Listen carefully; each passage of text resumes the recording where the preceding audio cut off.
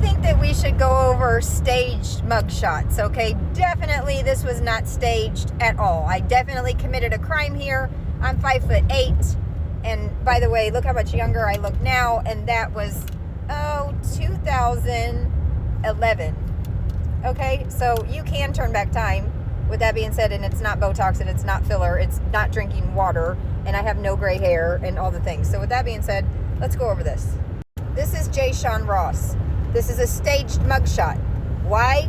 Because I'm sure there's some kind of conspiracy behind what happened to this kid, and we're going to get into it today, okay? So I'm 5'8", Jayshawn Ross is 6'3". Now, can you figure out what the fuck they did?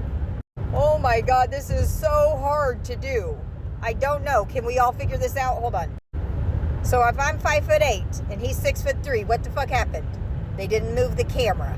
They told him to look down at the camera and made it look like he's on drugs. And it was a weed charge. You ever seen anybody on weed look like that? I'm on weed all the time, and this is what we look like, okay? So with that being said, don't tell anybody, but I'm about to expose the biggest drug dealer in Oklahoma, okay? Shh. This is Lawrence Griffin. He's the biggest weed dealer in Oklahoma, okay? He's 70.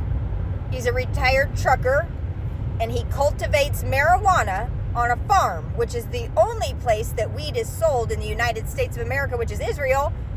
It's literally, Lawrence has that game on lock. And I talked to him last night, and he said that he has not seen Jayshawn Ross or any black kids on his property as of lately picking up a couple pounds of weed with a pistol, okay? They sell it by the bale of hay. I'm not sure if you're aware of this, but the cool kids, they don't fucking sell weed anymore. You got to buy that shit in a dispensary, and they just get a fake ID off of fucking Snapchat, and then they just walk into the dispensary and they just buy that shit, okay? It's got to have a resume today. Hold on. With that being said, did you think it was a good idea to have this gambling douchebag bookie who literally has a federal fucking indictment for booking Bama games? Did you think it was appropriate for him to groom Jayshawn Ross? Did you think it was appropriate for them to fire Rick Byers and bring in Joe Ross, who's not even a fucking teacher, to restructure this high school based on the abilities of an athlete, a black one at that? They fired the coach that he reluctantly agreed to play for. They promised him a basketball scholarship. He wanted to hoop his mother, Judith, out of the Section 8 housing unit. He wasn't able to do that because they told him if he would not play football, he had to go back to the North Kansas City School District, where he would fall victim to the Adderall game and then be on methamphetamines, which is what happened to me, and end up in federal prison. And they used my story to snow this kid into playing football. Now, while he did show up and show out and did a great job, it's not what he wanted, and he deserves a fucking do-over. This fucking douchebag, Joe Ross, what's he doing? Coming in, he's not a teacher. He came in, I have every message. The iCloud is forever, and you bitches didn't get in the right iCloud. With that being said, what was he doing coming into... They were scared to fire the black man? Is that what happened? Y'all let these kids... You know that black is Native American. You understand that, right? Ask Waka Flocka, okay? So, do you understand that they let a bunch of gambling bookies restructure a fucking high school based on the athletic abilities of a kid that they did not know if he was going to be able to play or not play? So they came in, they fired Rick Byers. They brought in this douchebag, Anthony Simone, and wouldn't you like to see the messages that I have where they're talking back and forth to me, involving me in fucking everything, about how they're gonna make it look like it was a structural move, even though it was a $200,000 some odd pay cut for him to take a move from Necco Coffee to go pretend to be a fucking teacher at St. Pius X High School, all over a Bama kid.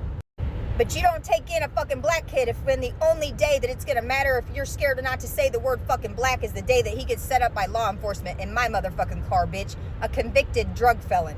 And Michael Sansoni, this fucking situation here, let me just show you what this douchebag has done.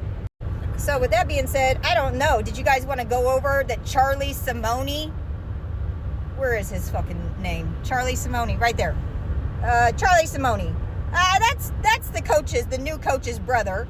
Okay, and then Michael Sansoni, that's the coach.